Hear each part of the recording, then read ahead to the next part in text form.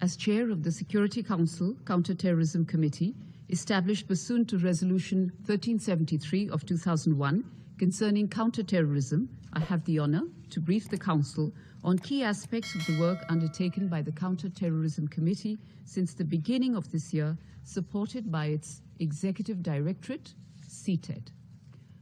Over the past year, the committee has held several open and closed meetings with the support of CTED, addressing a variety of regional and thematic topics that are relevant to the implementation of Security Council resolutions.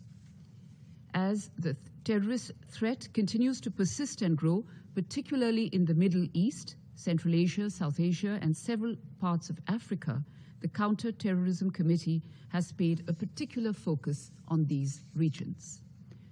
The committee has also focused on other thematic areas, such as countering terrorist narratives and preventing and countering the use of the Internet and new and emerging technologies for terrorist purposes, inviting the participation of civil society in briefings and open meetings of the CTC, underscoring the importance of protection of human rights while countering terrorism, as well as incorporating the full, equal, and meaningful participation of women into counter-terrorism responses over the past year. As mentioned earlier by the chair of the 1267 Committee, the CTC organized an open briefing on 14 February 2022, focusing on the terrorist threat in South and Southeast Asia and CTED's work with the member states in the regions pursuant to Security Council Resolution 2395 of 2017. The meeting also highlighted the serious global security concerns due to the recent developments in Afghanistan and the possibility of it becoming a safe haven for Al-Qaeda and other terrorist groups. The Security Council demanded unequivocally that Afghan territory not be used for sheltering, training, planning, or financing terrorist acts, and called for concerted action against all terrorist groups. While participating in the high-level international conference on counter-terrorism in Central Asia on 3 March 2022, the chair of the CTC underlined the high terrorist threat in Central Asia due to returning foreign terrorist fighters and developments in Afghanistan, and that the ties between the Taliban, largely through Haqqanis and Al-Qaeda, and foreign terrorist fighters remained close. Since the terrorist threat in the region continues to remain high, the committee is scheduled to organize an open briefing on Central Asia next month. The committee, along with the ISIL and Al-Qaeda Sanctions Committee, organized a joint open briefing on 7 April 2022, in which representatives of several member states, as well as civil society organizations from Africa, expressed their views on the threat posed by ISIL, Daesh, and Al-Qaeda affiliates, particularly underlining that terrorist groups in Africa aim to destabilize existing governance structures, including democratic institutions, and take advantage of intercommunal conflict to recruit fighters and secure resources. The committee underlined the need to differentiate political ideologies in a constitutional framework from violent, radical ideologies of terrorist groups. On thematic issues, the committee organized an open meeting on 23rd March in which participants highlighted the need for countering terrorist narratives and the use of the Internet for terrorist purposes through innovative means. Taking a step further, the committee organized a special meeting on the overarching theme of countering the use of new and emerging technologies for terrorist purposes in Mumbai and New Delhi on 28-29 October 2022 with the generous support of the Government of India.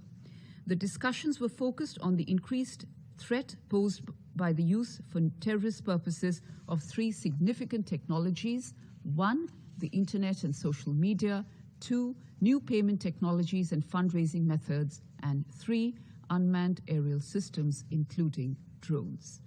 The committee members also paid tribute to all victims of terrorism, including the victims of the 26/11 Mumbai terrorist attacks in India.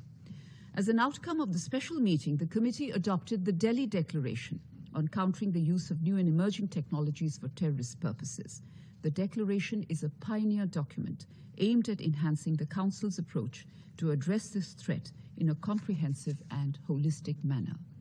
Among the listed items in the declaration is the decision to continue to work on recommendations on the 3 themes of the special meeting and the intention to develop a set of non-binding guiding principles to further assist member states in the implementation of the relevant Security Council resolutions on countering the use of new and emerging technologies for terrorist purposes. As part of its commitment to both prioritize and emphasize its work on these issues, the committee is planning to organize an open briefing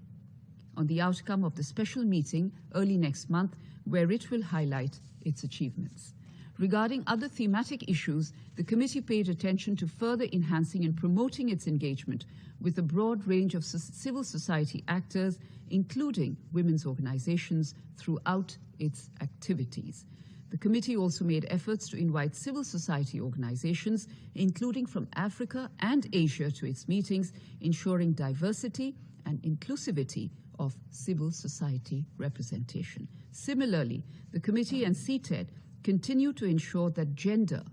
is integrated as a cross-cutting issue through the CTED's activities. The committee ensured greater participation of women in the special meeting of the Counter-Terrorism Committee in Mumbai and New Delhi. 40% of speakers of the special meeting were women. The ICT panel had 7 women out of a total of 11 speakers. The committee also intends to organize a closed briefing on integrating gender into counter-terrorism responses next month. The chair of the Counter-Terrorism Committee participated in the Malaga conference on 11 May 2022, highlighting that the protection of human rights should be an important aspect of the global fight against terrorism, and states therefore have a responsibility to protect their nationals and others against the threat of terrorist acts by taking positive measures consistent with international law,